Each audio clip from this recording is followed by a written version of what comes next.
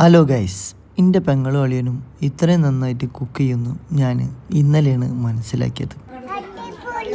അതെ, ഫെല്ലക്കുട്ടി പറഞ്ഞ പോലെ നല്ല അടിപൊളി പാൽ പൊറോട്ടയും ബീഫാണ് നോമ്പുതർക്ക് ശേഷം നമ്മൾ കഴിച്ചത്. പാൽ പൊറോട്ടയ്ക്ക് ശേഷം നമ്മൾ നേരെ പോയത് തിരൂരുള്ള കല്ലിങ്ങൽക്കാണ് കേട്ടോ. ഇജ്ജാതി തിരക്ക് കണ്ടപ്പോൾ തന്നെ നിങ്ങൾക്ക് സംഭവം പിടിയിട്ടുണ്ടാവുമല്ലോ. വെറൈറ്റീസ് ഓഫ് കുലുക്കി സർബത്ത്, വെറൈറ്റീസ് ഓഫ് സോഡാസ്, പിന്നെ നമ്മളെ 420 മാങ്ങയും. മാങ്ങ ഒക്കെ മുറിക്കണ ഒരു മുറി നോക്കിയാ. നമ്മളെന്തായാലും ഓരോ മാങ്ങയിൽ തന്നെ അങ്ങോട്ട് തുടങ്ങിട്ടോ. ആ മസാലയും പിന്നെ മുത്താറിൻ്റെ മുഖത്തുള്ള എക്സ്പ്രഷനും കണ്ടപ്പോൾ തന്നെ ഇങ്ങൾക്കും പിടിയിട്ടുണ്ടാവുമല്ലോ അല്ലേ. നോക്ക്. കഴിക്കുന്ന സമയത്ത് വലിയ എരിവില്ലെങ്കിലും കഴിച്ച് കഴിയുമ്പോൾ നല്ല എരിവുണ്ട് കേട്ടോ.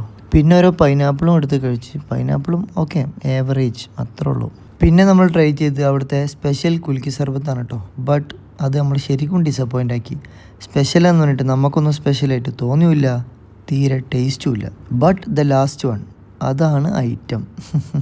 ചൊരണ്ടി ഐസ് അഥവാ ഐശ്വരതി. കഴിച്ചതിലും കണ്ടതിലും അടിപൊളിയാണെന്ന് തോന്നിയ ഒരേ ഒരു സാധനം. ചെറി ഐസ്ക്രീം വേഫറിൻ്റെ ഫില്ലിങ്സ് ഒക്കെ വെച്ച ഒരു അടിപൊളി ഐറ്റം. അഥവാ നിങ്ങളവിടെ എന്തെങ്കിലും പോകാൻ ആഗ്രഹിക്കുന്നുണ്ടെങ്കിൽ ഇത് നിങ്ങൾ എന്തായാലും ടേസ്റ്റ് ചെയ്യണം. ഇതൊരു മസ്റ്റ് ഐറ്റം കൂടിയാണ്.